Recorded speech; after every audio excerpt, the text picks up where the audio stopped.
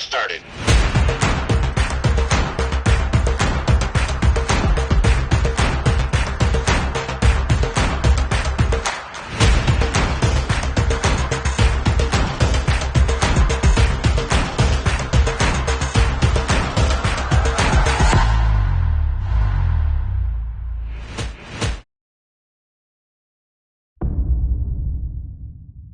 Look to your neighbor and say, take notes. All right, we are ready to roll. Look back at that same person and say, because you really need help. Okay. Yeah. All right, let's flash back, not quite to the 1900s. Let's flash back to 2006 for a moment. All right, think about 2006, if you remember that. MySpace was dominating. We're in our first year of YouTube. We're still renting videos from Blockbuster Video. And some of you might remember this. We were illegally downloading music on Napster, if you remember that. And at that time in 2006, I was the director of basketball operations at Marquette University, working for Tom Crean. And I remember we lost in the NCAA tournament to, I think, Alabama. And the next year, we started the new season, had our basketball camps, recruited people in, all that kind of stuff. And I remember one of our earlier games. I remember walking out at the Bradley Center, out on the floor, after we just got yelled at halftime by Tom Crean. And there was this person at the halftime show spinning plates. And I'm thinking about how cool is that? But we also wanted the dude to get done because we needed to start warming up for the second half. And as I'm watching this person spin plates, going from stick to stick, I had a thought. I'm thinking, like, that in the moment felt like me. And I'm not talking about the moment where it felt like me, where I'm the one actually spinning plates. It's trying to do everything as a leader. Trying to manage travel, trying to manage all the scouting reports, the video cards, the video, the equipment, all this kind of stuff without empowering or developing anyone at all. Because no one really is meant to carry a lead forever. How many of you are runners out of curiosity? Okay, some of you wish you were running right now at lunch, right? You're sitting at lunch today instead of running. It's all good. But this is a pack run, right? Some of you that run, you know exactly what this is. And did you know that people that actually run in a pack in a marathon, 26.2 miles, you can actually cut off 5 to 6 minutes on your marathon time by running in a pack? Because one of the rules is actually this. It's sharing the lead, because again, no one can just lead forever. Let's take it to nature for a minute. This image represents geese flying in a V formation. You've seen this before. But did you know geese can fly thousands and thousands of miles more in the V formation? Each flap creates an uplift for the geese behind. Nobody is in the lead forever on this. But there's a big difference. Geese have something that we struggle with. Geese don't have the E word. Egos. So they're willing to be humble and let someone else lead. So the point so far is that actually, even though we're leaders, we're managers, we're owners, we're founders, believe it or not, the best leaders, they lead and they follow. All right, so let's do this. You're eating, so I'm not going to make you stand up and do anything crazy. But just follow me for a moment. All right? I'd like everybody to just clap once. Nice job. Clap twice. Look to your left. Look to your right. And just start talking. Everybody look to your right and just start talking for a second. Yeah. Think about, okay, everybody can stop. How does that feel, by the way? That's how it feels like when you have nobody following you as a leader, all right? Everybody snap their fingers once. Raise the roof twice. Dab it up, if you remember that from back in the day. Guess what? You all just followed, in a way. And nobody lost any power by following me right there. I think we go back and forth between leading and following on a very regular basis. At least the elite, the best leaders do. Think about this. You go from freshman to senior in high school and college. You might go from a rookie to a veteran, or a rookie to a captain in something.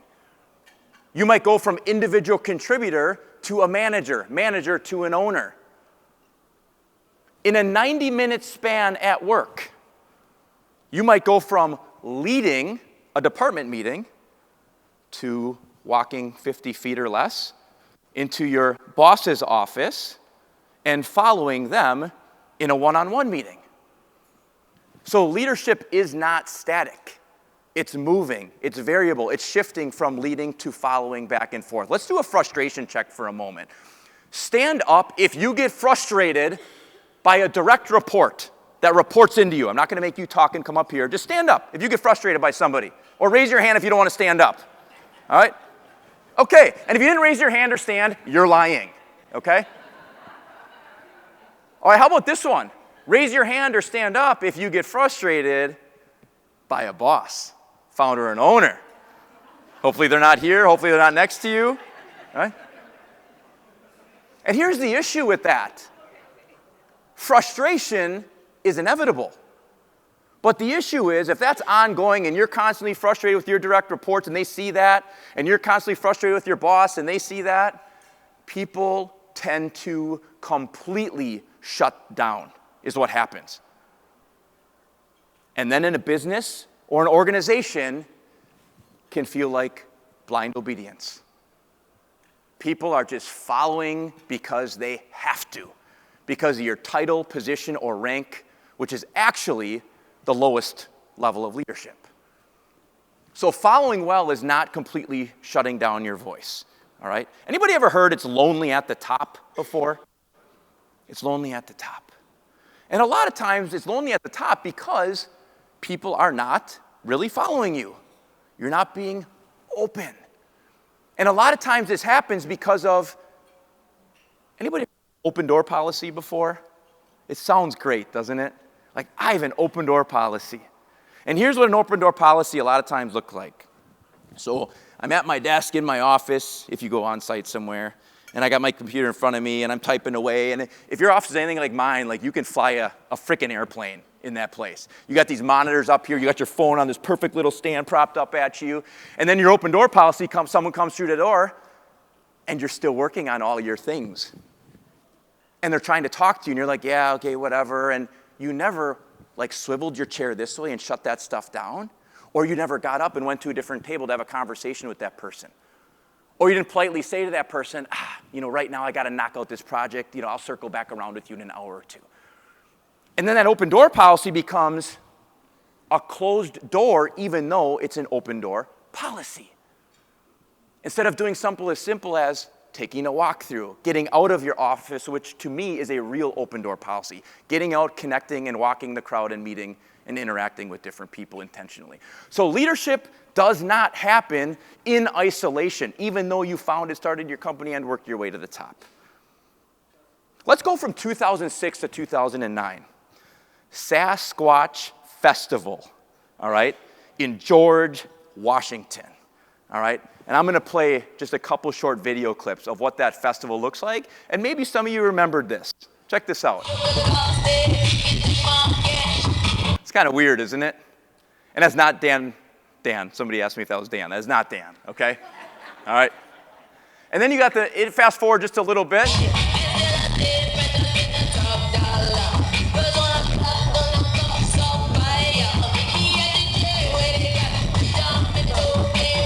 What do you see as the difference between the first video and the second video?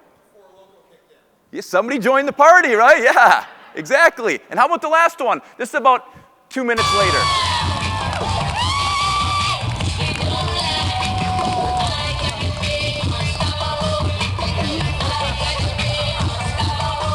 So it didn't become a movement.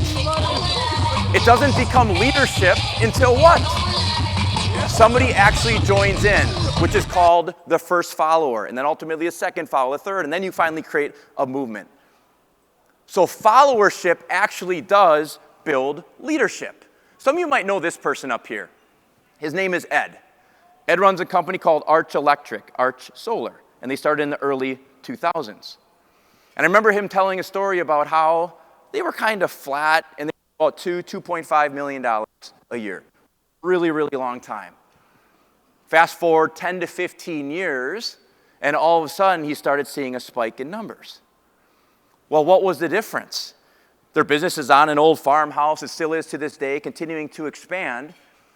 But his friend, Mike Conley, who's in the automotive business, who knew nothing about the solar industry, busted into his farmhouse in his office and said, I'm coming to work for you, Ed. $2.5 million a year. Ed still says to this day that that was the pivotal moment. That is what created the change and growth in the company, having the first follower, somebody willing to jump on for the mission and the vision that he ultimately saw and sees today. So fast forward today, and they're an over $100 million company through that. So what does Leadable even mean? And for those of you that are following along and taking notes, underneath my bio sheet, you can flip that first page, and you'll see a handout. For those of you that are the type A's, that you want everything, you just don't want to jot every note down today, basically you have 90 to 95% of the notes in front of you. So it's old school. It's fill in the blank. So it's like rocket science. So if you see a underline on the screen, can you guess what you would do? You would fill in the blank. All right. So what is Leadable? Leadable is being willing and able to be led. Think leading as following, moving forward, not as opposites. Look at leading and following as partners that have to work together. So the big idea of this short keynote is this: leadability determines how far your leadership can go. So we're going to break down leadable and leadability through a three-part system. The posture, which is how you show up at work, how you show up as a leader before you even speak or before you even choose to listen or not listen. Coachability, when somebody's giving you feedback, how do you respond after you give that feedback? And then the third part is judgment. When a crisis situation hits, what decision or what decisions are you making in the moment? All right, so that's what we're going to break down. Starting with model number one. All right, model number one, posture, which is the ladder. All right, so we're going to break down listen, learn, lead, and lift, starting with listen. And by listening, I'm not talking about being that bobblehead. I'm not talking about necessarily just listening with your ears, the 2 ears, 1 mouth thing. I'm talking about paying attention, anticipation. Let's go back to the 1960s. All right, 1960s. Anybody know the name John Kerry locally? All right, so John Kerry, and I'm just going to share this story about him. He started as a student manager for Marquette High School basketball team. All right, and he shared a story with me that after school one day, the team was about to play. And he wasn't a player, he was the manager. And he shares a time where the high school basketball coach, after school, just about 45 minutes before the game, he yelled to John, he said, John, make sure the uniforms and the jock straps and the balls, all that stuff loaded up in the car, ready to go and get to the gym. And John looked at him and he's like, I did that already. And the coach said, how do you know? Because he anticipated what needed to happen. He said he already did it in the third period of school. Well, that might seem like such a small, obvious little thing, but then fast forward and he gets the job at Marquette University to be the manager for the legendary coach, Al McGuire. Same thing. He's paying attention to small, little things.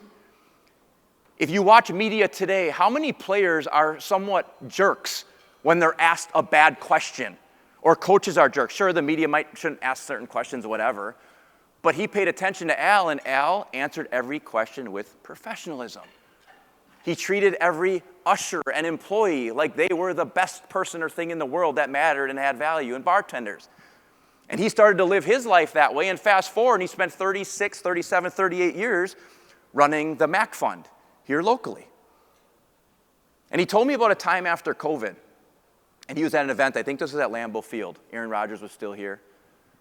And there was this line, and Aaron Rodgers, just picture like 100, 200 people shaking hands, signing autographs, people handing these gross, germy things during and the heat of COVID, all right?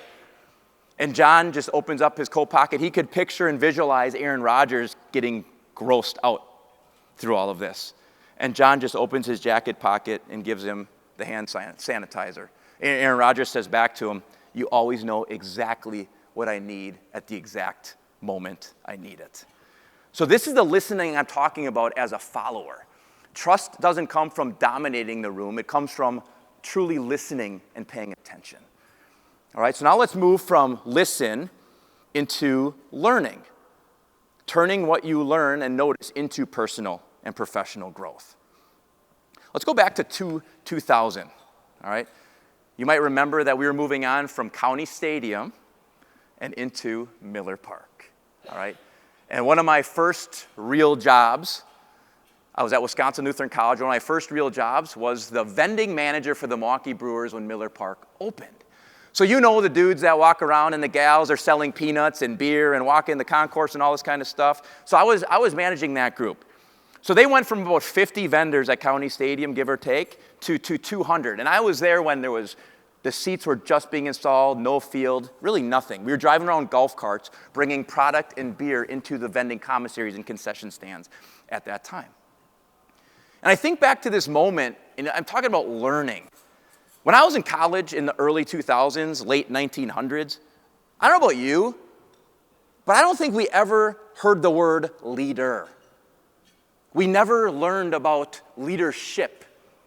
It was all about managing processes and things. So when I got this job, I had no experience. I thought leading was this: sitting in my office on the field level with my door closed, working on spreadsheets and doing scheduling.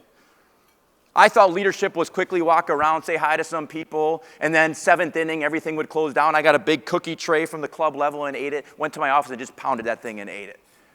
You know? At some point, what I had to do is I had to get in the kitchen and do and actually lead. I had to get out there and learn by doing. I mean, I don't even know how many books are on Amazon, but it's hard to learn all about leadership by just reading without getting in the kitchen and actually doing. All right? So leadership doesn't start with knowing. It actually starts with learning. And some of you might know the name Tom Olson. Tom Olson ran Sports Service, which is the food service inside of Miller Park, which is now Delaware North. And as I'm talking to him, I'm frustrated because I don't know what I'm doing. I have these beer vendors that have been working there for 45 years, and it's a union. I have no idea what I'm doing. And he's like, you know what, Derek? Guess where I started before I was a GM and before this career that I have today? He said, exactly where you are, even lower. He started as a porter at County Stadium, shuffling the peanuts and the beer all over the place. Fast forward to my role as a video scout with the Milwaukee Bucks. Started in a storage closet, following and saying yes to the coaches, sorting VHS and beta tapes from the early 2000s and the late 90s. Talking to Larry Harris, who ended up being a general manager. His dad was the coach. What did Larry Harris say to me when I was frustrated once? I started in an exact video storage closet as you did without any windows, right? So it's all about learning by doing and taking action. Let's go from listen to learn to actually leading a little bit. Has anybody ever heard of a company called Engine Transmission Exchange before? ETE Reman. It's out on Brown Deer. All right. So I spent some time at the Wisconsin Athletic Club and moved to this company to go all in on HR and leadership development and things like that. And after about a year or two, I felt like I was really losing the group. I was brought in to train and develop about 150 managers, captains, supervisors, really that middle and emerging leadership group. And how about you? Do you see any grease under these fingers? Anything like that? No. So one of the participants in the room, they finally said to me, hey, Derek, what do you think about coming to transmission class? And I looked at the person like they were crazy, but I finally committed. And the reason I didn't want to go to transmission class is because I was nervous. I still to this day have no idea how to rebuild a transmission in a vehicle, but I said yes because I knew I needed to do that to start to influence that group. I had to become a follower. I had to be leadable. So I got my laminated certification, all this kind of stuff. I was really excited. And then I'm out walking the floor one day. And somebody came up to me on the floor and said, you know, when the quality team comes out on the floor, we all want to run away from the quality team. And I'm like, that's interesting. I'm like, why do you want to run away from the, like, I'm trying to understand, like, why you do want to run away? They're really nice people. Really nice people. And they're like, because they always hand them these forms. They give us these forms all the time and just say, sign this. They're called non-conformance records. which basically means I messed up forms, which is also called seagull management, if you know what I'm talking about. What do seagulls do when they fly around? They fly around and they drop poop on everyone and everything. So if you're a seagull manager, people are going to run away from you all the time. But the point is, like, I would have never got that information about the quality team and, like, trying to teach, like, what if we, groundbreaking news here, what if we actually catch people doing things right at a 5, 6, or 7 to 1 ratio? Would that maybe change? So we implemented a simple recognition program, and then people got to know and wanted to actually be around the quality team. So the point of this is that in the lead, the strongest leaders aren't above the climb. They're actually in it, roped up with you step by step.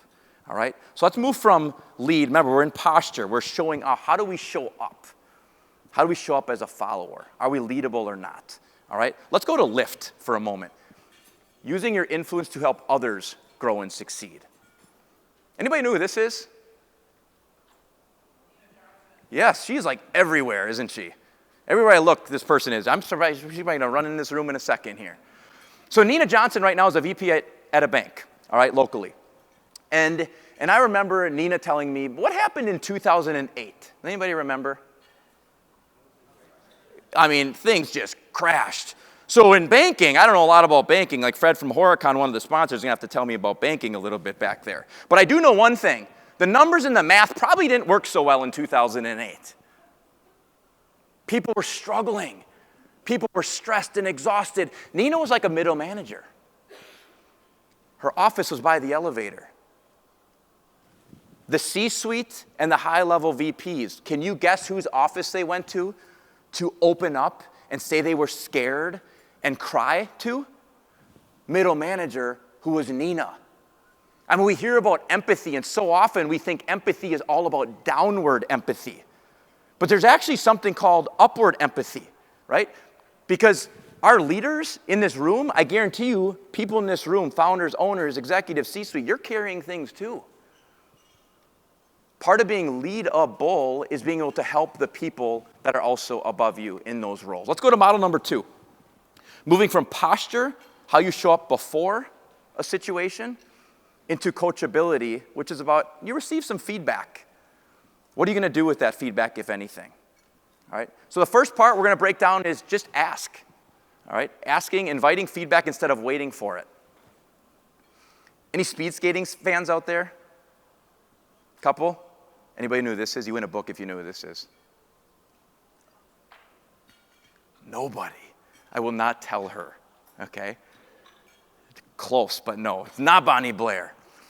Nancy Swider-Pelt, all right? So she was, I think, in 4 or 5 different Olympics. And when I was at the Wisconsin Athletic Club, I brought her in on an Olympic panel. She brought in some people that won medals, and we just had a great leadership casual conversation.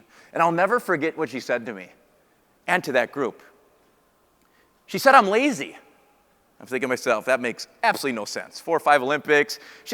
Not in the point of my effort. She's lazy with efficiency. And she kept talking, she's like, I'm actually a cherry picker, she said, is what I am. Where I like to take the best practices or the things somebody does really well and steal that and go apply it to whatever it is that I'm doing today. All right? So then this is a picture of her with black skates.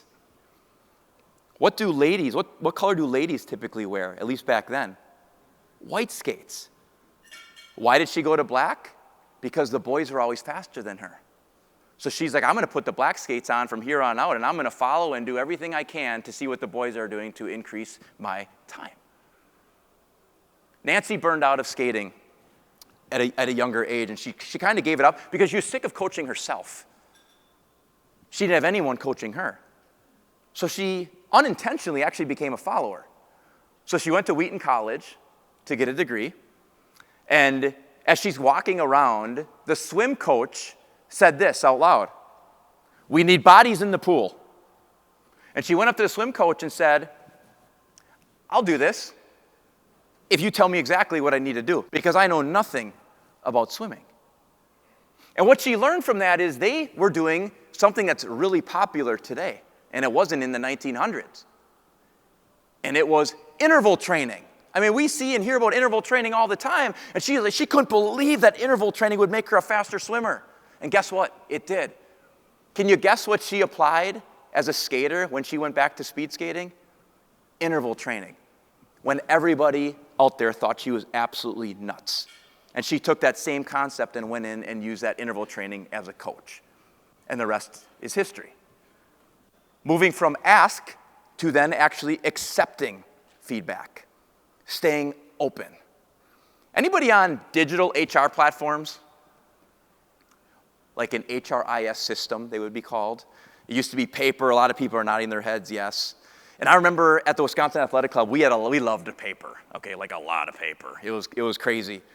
And then the owners had an idea. What if we try to go to this digital paperless world? And Derek, why don't you kind of lead this project? I'm like, okay, let's do this. So what I did then in that moment, and you might remember this, you start to do demos. When you're going to do anything new or different, you start to do demos, all right? You don't have to really commit to anything, but you can just have fun, block off 2-3 hours, and learn. Well, after the 4 demos, or 5 it was, I can't remember, I was really excited about it. I'm like, wow. It doesn't really matter which one we go to, it is going to definitely help us. So I go into the business office after, and our HR team was actually in the demos. So I come into the business office, and I go to their office. And if you know anything about the Wisconsin Athletic Club, their business office is an old bank, all right? And the HR team is literally in the vault, okay? It's kind of weird. There's no windows, there's nothing, all right? And I go into the vault, and Vicki doesn't even turn around and look at me. I'm thinking to myself, why aren't you as excited as I am? And she's sitting at her computer and just doing this, and I'm at her back. She's like, Derek, I'm not excited. I can just picture a time when I walk into this office and there's just a robot, and her hands are doing this. There's a robot when I walk in doing everything that I used to do, and I'm fired and out of a job. That was giving me feedback. So I'm all excited about this because how it's going to impact maybe me and impact the company. But what did I never do? I never shared the vision. So some of you might be out on the expo floor and being all excited about X, Y, Z and how it benefits you and your company. But also it's thinking about what is the real impact to the team? What is the impact to the department and to the ultimate culture? Will people want to work here or not moving forward? So safety and belonging grow when leaders actually accept feedback. Did I want to get that feedback from Vicki? No. It was uncomfortable, but I needed it that day. Let's move to act now. Asking, accepting, now act or action. Turning insight into visible behavior right now. Anybody know who this coach is right here? Once it flips, there we go. Yeah, Rick Majerus. So this is my friend Cody, who I spent a year with at the University of Utah on the men's basketball staff. And Cody is from Wisconsin, and he used to go, Rick Majerus ran basketball camps here. And he was about 9 years old. And Cody said they did this drill, some of you might remember it, where you just kind of stay in a defensive stance for as long as possible. Okay? Some of you are like, yep, I remember doing that drill. And Rick Majerus said, the winner is the kid who stays in the stance longest. Legs shaking, I don't care. They have to, and he would joke and if you don't do it, I'm going to sit on you, kind of a thing. And you don't want Rick Majerus to sit on you if you know anything about Rick Majerus. Well, as time passed, Cody actually won that drill year after year. Guess who started to notice and pay attention? Rick Majerus. What did Cody ultimately want to do? I want to be a basketball coach. So then Rick Majerus hires Cody to be his head student manager, then his grad assistant, and then basically running everything with Rick Majerus, who is super popular, Sports Illustrated stuff, booking his rooms at Marriott's, doing the team travel, the video, all this kind of stuff. And the point of this is pretty simple.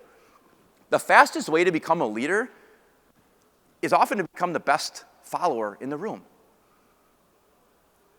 Think of the people around you right now. Think of how you started your journey and got to where you are today. What % of time early on did you spend following versus leading? I'm guessing it was 90 or 95%, and probably now it's flipped. And one of the big takeaways from this session, as I've been doing some research, is most people feel after they go through some of the Leadable training, I should probably not be at 90-10 leading versus following. I should be closer to 70-30 and changing and moving those dials a little bit. So Cody's now a full-time assistant coach at Kentucky, and before that moment, there's a picture of Cody with Andrew Bogut, who also played at Utah, who's a #1 Bucks draft pick back in the day. And Bogut, he struggled with free throws. I don't know how he did in the NBA, but I know in college he was struggling with free throws. Well, guess who's always rebounding for him? Opening the gym at night, making sure the hoops are down, making sure the lights are on. Cody was doing that all the time. And he shares a story in the conference, the Mountain West Conference Championship in the early 2000s. Andrew Bogut is struggling with free throws going into this. He's living in the gym. And guess what? They win the game. Andrew Bogut is running all over the place. People are like, where is this guy going?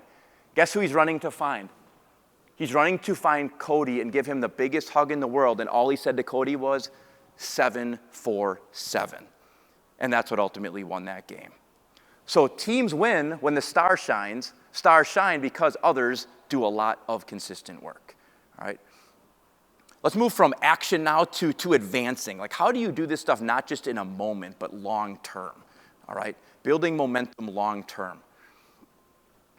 Let's go to Drexel Building Supply for a second. Local company, they were founded in 1985. All right? And right now, Joel is the son of the founder. He's the president right now and the CEO of that company. And I remember doing a leadership training session there, and I love what they have up on the wall. How does it help the builder?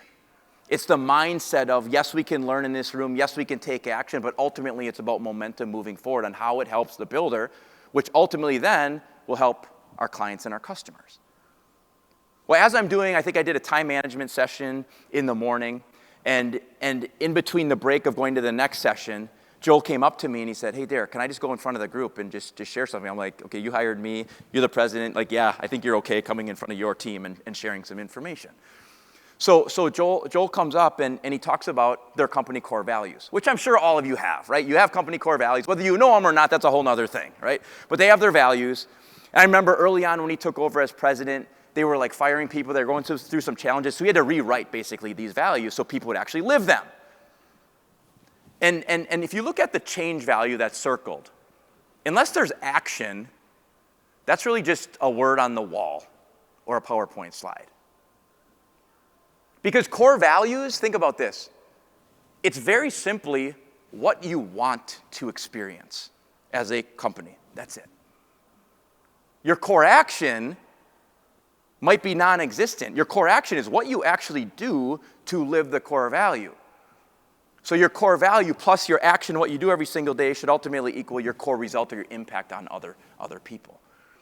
So Joel comes up in front and he said, yeah, I was walking the floor this morning and he's like, I want to share a story with you all about our change core value.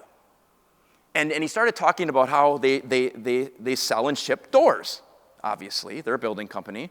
And for years, they had soft plastic in between each of the doors. So if there's 10 doors, there's 10, 12 sheets of plastic in the middle of the door. Sounds pretty simple, right? Protect the door. And he said as he's walking the floor, one of his employees came up to him and said, I have a different idea. I think the doors sometimes are getting scratched or the corners are actually getting beat up once in a while when we do some shipping. He said, what if we have like hard pieces of plastic on the corners? You eliminate the plastic in the middle and actually have that much of a gap with the plastic. So you're solving the corner issue and you're solving the issue of them sliding together as well and scratching.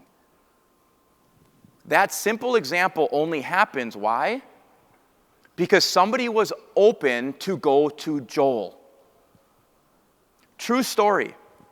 I remember a meeting that we had every Tuesday morning at a company I worked with. Every single Tuesday morning. You know those meetings. You kind of just like go to those meetings. 9 to 11 o'clock, whatever it is, and you show up. Sometimes you're excited for them. Other times you're like, oh, here we go, through the motions again. And there was a 1-week prep on the meeting. Our customer numbers were dropping a little bit, retention, and the activity was this. Give us some ideas on how you think we can improve our customer retention numbers. Pretty simple, but some people has to do some work to bring in some meaningful answers, and other people just show up and really not have anything. So it's one of those meetings where the leader talks 95% of the time, even though they asked you for feedback, if you know what I'm talking about. We finally all had a chance to go. We literally had 10 minutes to all go around the room. So we all shared our stuff. And I was excited. Like, I looked up, I used Google, if you've ever heard of that before. It's what we used before ChatGPT. I used Google, and I shared research-backed reasons why we're losing our customers right now. And then I walk out of the room, and I come by, and then somebody brings me in their office, and here's what I heard. Hey, Derek. I'm like, hey. I was like thinking of a pat on the back, great ideas. Word for word. I thought your ideas were shit. Do you think I ever gave an idea again? No. Disengagement happens, and you look for another job, and you leave. That's what happens.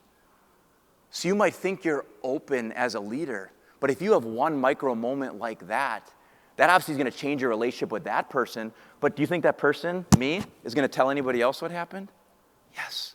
And those stories get told and told and told over and over again. So people follow humans, not handbooks.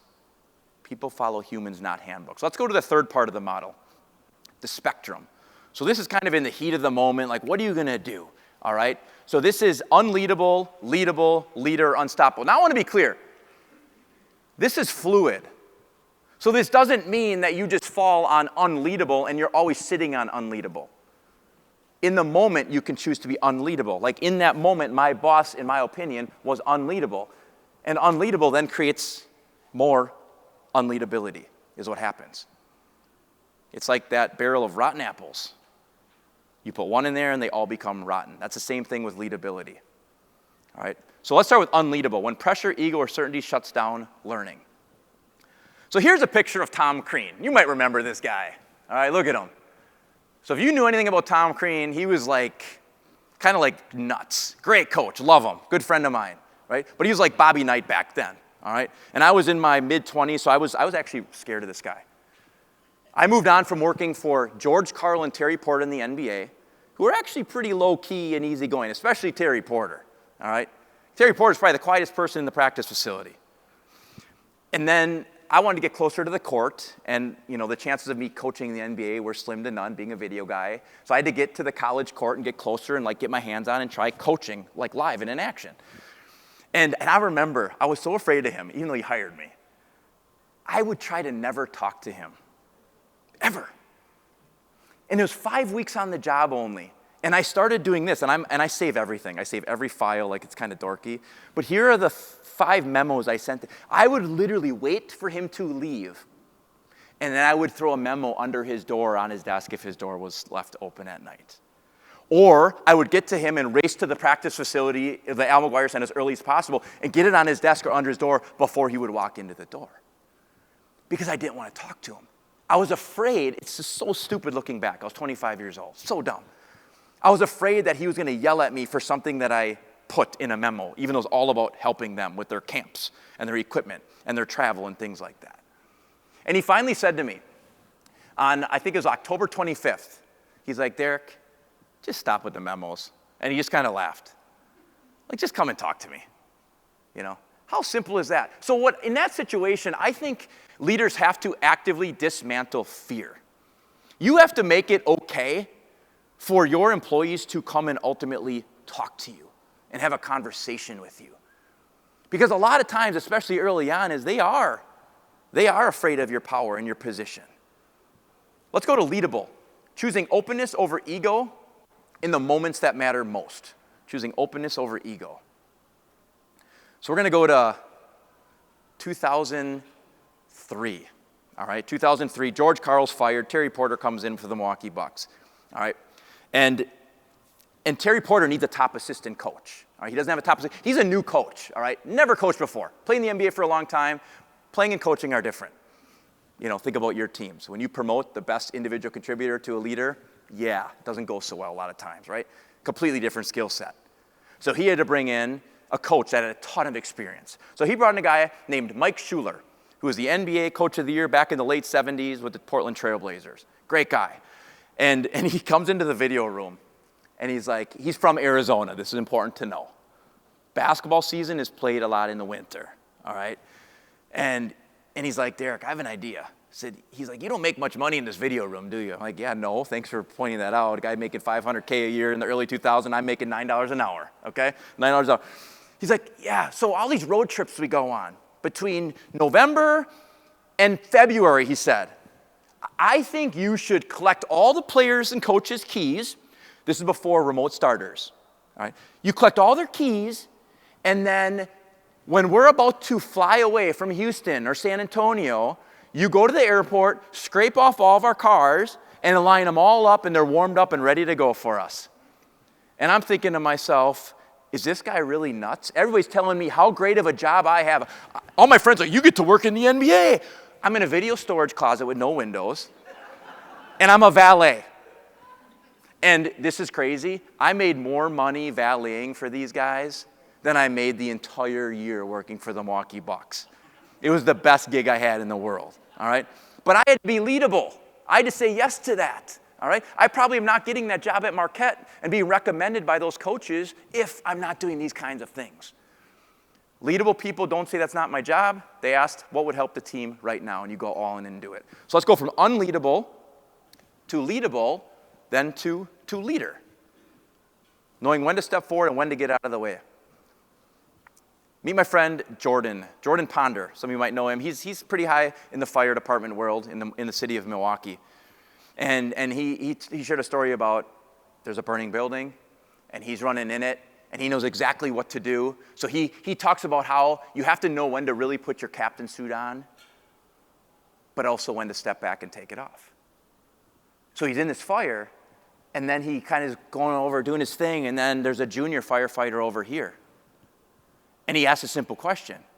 He's with a patient. He's with somebody that is actually living in this house in this burning building. What do you need from me right now? Junior firefighter said nothing, and then that's where Jordan shares the example of me, is like, that's where you have to step back and trust what this person is doing in that moment.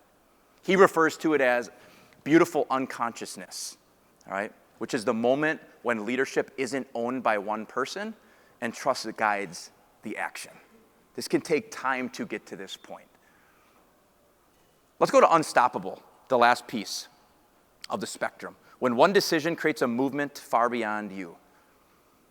Anybody ever been to the Kalahari in the Dells or driven by it? Okay. If you've driven by it lately, like there's a lot of construction going on right there. I mean, talk about a cool water park. So if you have young kids, I would say get to Kalahari probably in the next couple months, all right? But there was a day I was really grumpy, like really grumpy. So I travel and I do some speaking, and I remember I spoke on a Saturday, I fly back, and I literally have to go right to the Kalahari. Like I can't even go home, all right? So I get there at 9:30 p.m. on a Sunday night. And I remember there's a new hire working the front desk, all right? If you know, you know, all right? You're tired, you're exhausted, you want to go through your notes for tomorrow's session, you just want to get in your frickin' room, order the most unhealthy pizza, pound it, get a Culver's mixer, whatever, and go to bed. That's what you want to do, and watch some Netflix, Making a Murderer. I'm from Manitowoc, Wisconsin, all right? So I'm frustrated. And there's a manager behind her who was training her, okay? The manager stood about right here. I could see the manager out of the corner of my eye. She's right there working with me. I talked about how frustrated I was, how stressed I was, how much I have going on. They don't have my room on the list. So I get even more heated and escalated. And the manager sits here and does nothing. At first, I'm thinking to myself, manager, like, are you going to help me? Are you going to do something? Are you going to give me my 25%? Like, give me something here. Nothing. Didn't say a peep. The person training at the front desk figured it out. She figured out how to give me a room. She was empowered to make a decision. She ended up giving me a 25% discount. I ended up getting a handwritten note in the mail talking about how they were sorry for what I went through that night at the hotel. See, to me, like you could look at this as bad management. I look at that as that trainee was launched that day. And that manager had in her head, like, I am not going to step in on anything, but I'm going to listen, I'm going to observe, and we're going to go debrief this in my office after that. See, I think that's how you become ultimately unstoppable as a leader. Unstoppable leadership isn't about always doing more. It's actually about becoming less necessary. All right, so as we wrap up, I want to share 2 final moments in closing, short stories. But before I do that, I would love immediate feedback. I cannot ask you to be leadable if I'm not leadable myself, all right? So you will not be added to an essential oils pyramid scheme email list, okay? I do not do that stuff, all right? But please scan this. Give me a minute, 90 seconds of immediate feedback. I'm going to share with these 2 last quick stories. So I did an event for a club management association, so think golf clubs, all right? And at the end, somebody raised their hand and said, hey, Derek, can I just share something with the group? So we had about 90 seconds. I'm like, yeah, share your story, share your moment, whatever it is. And he's like, so right over here, there's a country club that brought in a new president. And the president came in, and like a lot of new presidents do, and they decided to fire the manager. So I'm guessing the new president was brought in because things weren't going so well, okay? So the president came in and fired the manager right away. Well, guess what happened? 41 employees quit. For real, 41 employees quit. 15 minutes down the road, guess what there is? There's another golf course. Can you guess who they hired? The general manager that just got fired. Can you guess where all 41 employees went? All 41 employees went to work for that general manager. So people don't follow a position, they follow a person. I can't emphasize enough position, title, rank. It's the lowest level of leadership, all right? And then the last moment I want to share with you is, anybody know what gym this is? This is Wauwatosa West High School, all right? My kids go to Wauwatosa East. My girls love hoops, all right? So this is 2023, okay? 2023, December 13th, 2023. Tosa East is playing Tosa West. Rivalry game on the road, all right? Girls play first at 5:30, boys play at 7 o'clock. Girls game was done, boys game's at halftime. Everybody's in the crowd, in the stands. And what do you notice about this image that's a little weird for halftime? Storming the court at halftime, really? That's probably not gonna happen, all right? Well, here's what happened. I saw like a snake kind of going through the top bleachers where the big white W is. And basically that area was just packed. And what happened is somebody supposedly had a gun. So it's going crazy right there. And then you have the cops in there and everybody's yelling the profanity, get the out of here and all this kind of stuff and screaming. So what do? I bolt, all right? Guess who I have with me? Ellie and Mia, my 2 kids, who in the moment were 14 and 11. My wife was at home for the guys' game, so I didn't have to, she was okay, all right? And then I was also watching another 11-year-old friend with me. Her name was Chanel. So I'm running as fast as possible, thinking in myself, like, I'm doing the right thing. I am leading. So I'm sprinting out of here, and I'm running, and I'm going all the way Tosa West, if you know this area. I'm running all the way to Highway 100 and Center, I think it was, where the Starbucks, the Chipotle, and all that kind of stuff is. I thought I did the right thing. Now, supposedly, there was no active shooter. I think the person had a gun, whatever. So it was a scary moment. A year later, Ellie, she looks at me and said, Daddy, why did you leave us that night? Think about that for a second. As leaders, we always think a lot of times we need to be in the front, moving faster, faster, faster. But guess what? Maybe I shouldn't have been following in that moment, but I probably should have stayed connected to my team. You see, every day we move in one direction or another. We're free to choose from endless possibilities, but only you can choose the direction for the rest of your work in life. Shift creates movement, and we shifted today learning about leadability. Movement then should create growth. Grow to be the best that you can be so that you can leave the BizExpo and continue to help everyone else be the best that they can be. I had an absolute blast hanging with you all at lunch today, and I will stick around until I outnumber each and every one of you. So have an awesome rest of the conference. Thank you very much. Appreciate it. Yeah.